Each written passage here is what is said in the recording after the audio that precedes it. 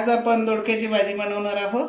तर त्यासाठी अर्धा किलो दोडके आपण घेतलेले आहेत आणि स्वच्छ धुवून कापून वरच्या शिरा काढून बारीक तुकडे केलेले आहेत आणि त्यामध्ये आपण एक मीडियम साईजचा बटाटा कापून घेतलेला आहे। एकाच साईजचे सगळे म्हणजे एकच साईज अशी कापलेली आहे दोन्हीची।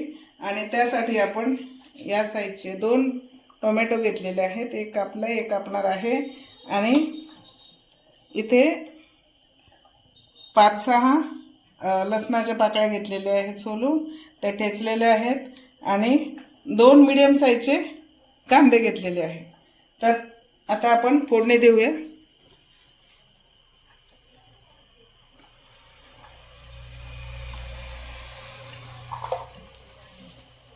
थोडं मध्ये मध्ये पॉज करा। आधी आपण थोडीशी मोहरी घालून घेऊया। आपण आता गावी आलेलो असल्यामुळे इथे काही वस्तू अवेलेबल आहेत, काही वस्तू अवेलेबल नाहीत, त्यामुळे जे आहे ते त्याच्यामध्ये आपल्याला बनवायचं आहे। तर आता मोहरी टाकलेली आहे। मोहरी तडतड झाली की आपण लसूण आणि कांदा टाकून देऊ।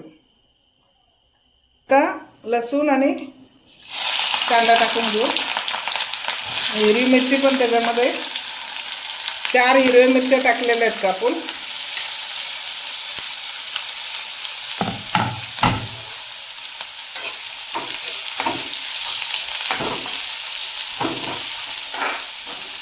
कांदा आपल्याला व्यवस्थित परतून घ्यायचा सोनेरी कलर येईपर्यंत।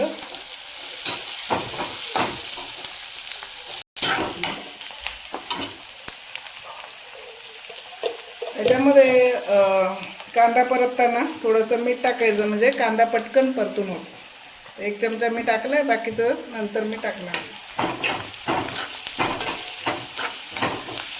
आता आपण हा जो गोडा मसाला आहे तो 1 चमचा टाकणार आहोत।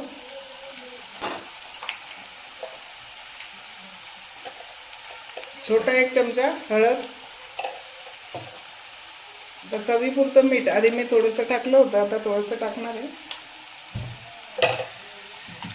आणि मिक्स करून घ्यायचं।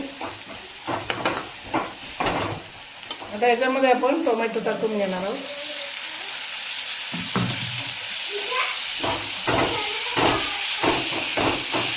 आता आपलं टोमॅटो आणि मसाला व्यवस्थित परतून झालाय।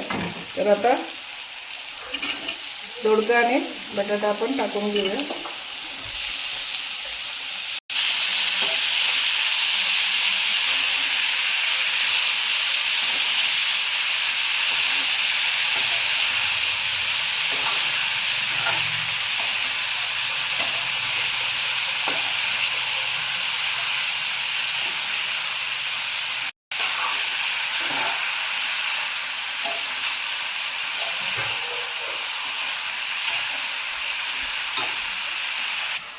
आता आपण ही डाळ जी आहे चण्याची डाळ ती थोडीशी भिजवली 15 मिनिटं आणि हे मसाल्याचं तयारी होईपर्यंत ती शिजवली मी, कारण भाजीमध्ये चण्याची डाळ लवकर शिजत नाही, म्हणून मी थोडीशी शिजवून घेतली।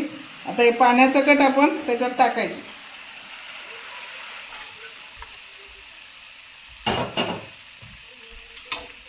व्यवस्थित परतून घ्यायचं।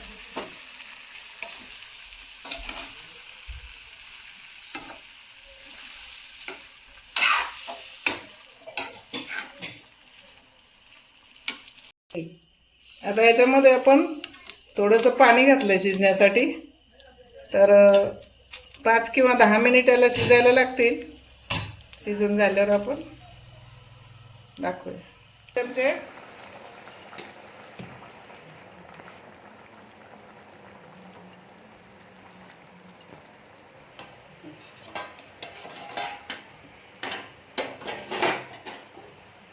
तर शेंगदाण्याचं कूट टाकल्यानंतर शिजवले आपण। तर बघूया शिजलं का।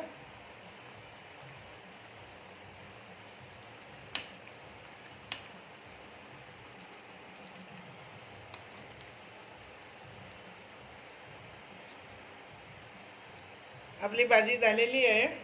तर आता झाकण ठेवून गॅस बंद करायचा आणि झाकण ठेवून ठेवायची थोडा वेळ. तर झालेली भाजी आपली. तर एकदम आपली भाजी एकदम झटपट अशी बनवलेली आहे आणि खूप चवदार झालेली ती, कारण आम्ही चौघून बघितली रसा. तर तुम्ही पण जरूर प्रयत्न करा अशी भाजी बनवायचा. साधी सोपी पटकन होणारी. आणि चॅनलला आपल्या लाईक शेअर सबस्क्राईब जरूर करा. धन्यवाद सर्वांचे.